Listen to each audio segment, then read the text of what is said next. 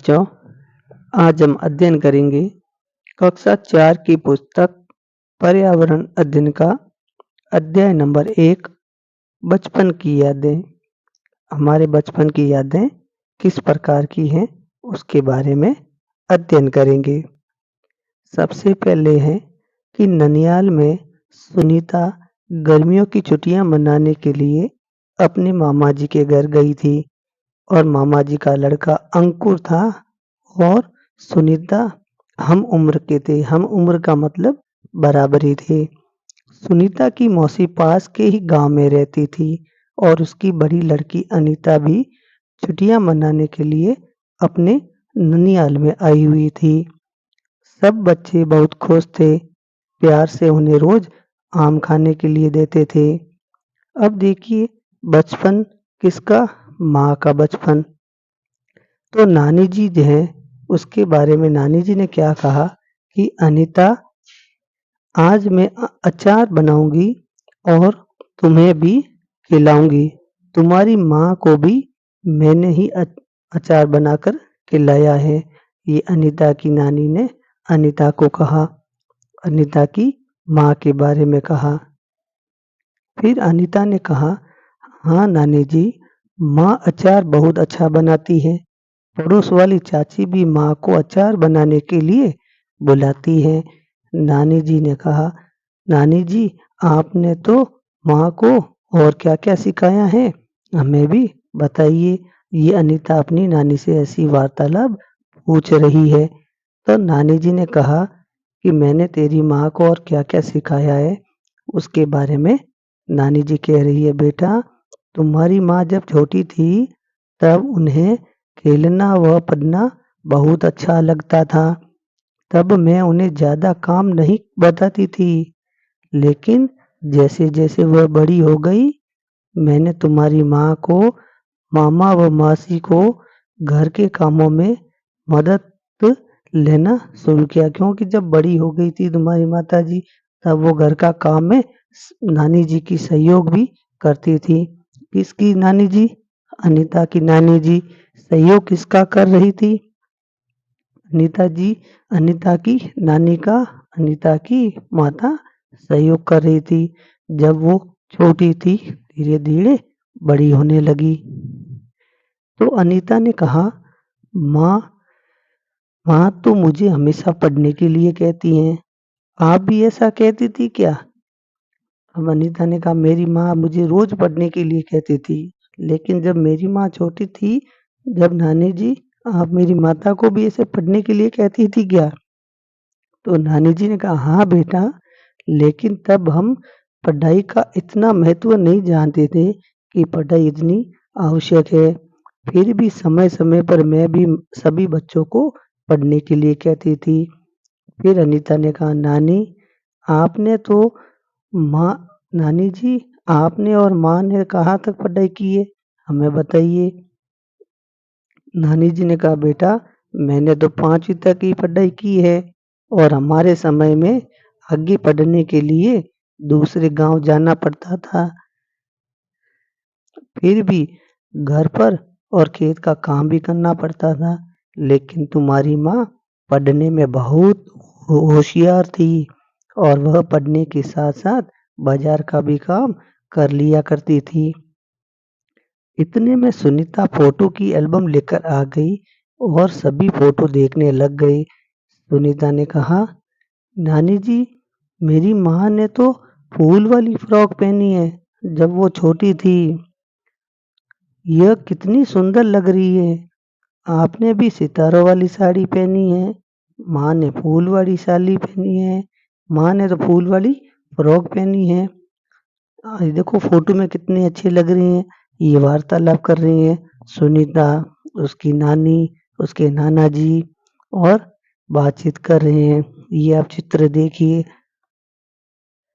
ये जो चित्र हैं नानी जी, नाना जी, उसके साथ में फोटो एल्बम देखते हुए बच्चे, जब सुनीता की माता छोटी थी उस समय के जो चित्र देख रहे हैं एल्बम में।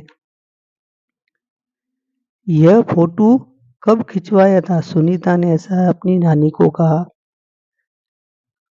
कल जब पिताजी और मौसा जी यहाँ आएंगे तो उन्हें भी मैं ये फोटो बताऊंगी। यानी सुनीता जी के मौसा जी और पिताजी ये भी आने वाले थे। नानी जी ने कहा, यह फोटो तो तुम्हारे मामा जी की शादी के समय का है और इस समय सभी साथ में हैं और इस तरह सभी फोटो एल्बम देखते हुए पुरानी यादें ताजा कर रहे थे। अब आप भी सोचिए और बताइए कि आपका ननियाल कहाँ है? आपके मामा जी और माँ से आपका क्या रिश्ता है? आपके ननियाल में कौन-कौन रहते हैं? आप अपने मामा जी की पत्नी को क्या कहते हैं? आप ननियाल में कब-कब जाते हैं? आपके पिताजी और मौसा जी का आपस में क्या रिश्ता है? आपको ननियाल में सबसे अच्छा क्या लगता है?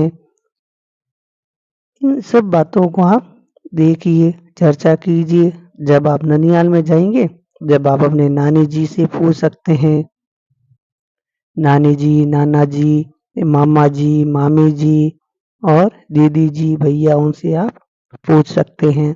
अब पता कीजिए और बताइए, आपके माँ व पिताजी ने किस-किस कक्षा तक पढ़ाई की है? यानी कि आपके माँ और पिताजी कहाँ तक पढ़े हैं? और जहाँ तक वे पढ़े हैं, उन्हें पढ़ना कैसा लगता था?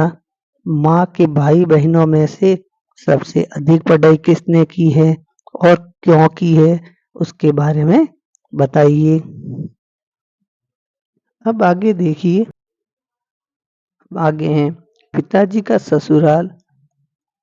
अगले दिन सुनीता के माँ व पिताजी सुनीता जी को लेकर अपने गांव आ गए। सुनीता एक छोटी सी बच्ची का नाम है। वह लेकर गांव पे आ गए। घर में बेटी और जमाई के आने पर नानी जी व और नाना जी और बच्चे सभी बहुत ही खुश थे और उनका अच्छे से स्वागत भी किया। सभी खाना खाने के लिए बैठे। मामा जी ने जमाई साहब को मनुहार की और मनुहार कौन सी की? आम की मिठाई की कि आप मिठाई खाइए। अब मामा जी के तो जीजा जी लगते हैं, इसलिए उनका स्वागत किया। फिर थोड़ी देर रेस्ट की। फिर उन्हें भोजन करने के लिए कहा। फिर भोजन में मनुहार में आम की मिठाई की। ये आप चित्र देख सकते हैं, मामा जी जमाई साहब को मिठाई खिलाते हुए। तब सुनीता के पिताजी ने भी कहा कि साला जी, आपको भी मेरे हाथ की मिठाई खानी पड़ेगी। अगले दिन सुनीता भी अपने माँ और पिताजी के साथ वापस अपने घर आ गई। अब आप सोचिए और बताइए कि आपके माँ व पिताजी की ससुराल कहाँ-कहाँ पर हैं और आपके पिताजी को आपके मामा जी व मौसी जी क्या-क्या कह कर बुलाते हैं। और आपको क्या बताना है कि आपके माँ व पिताजी अपने-अपने सासू जी को क्या-क्या कह के पुकारते हैं।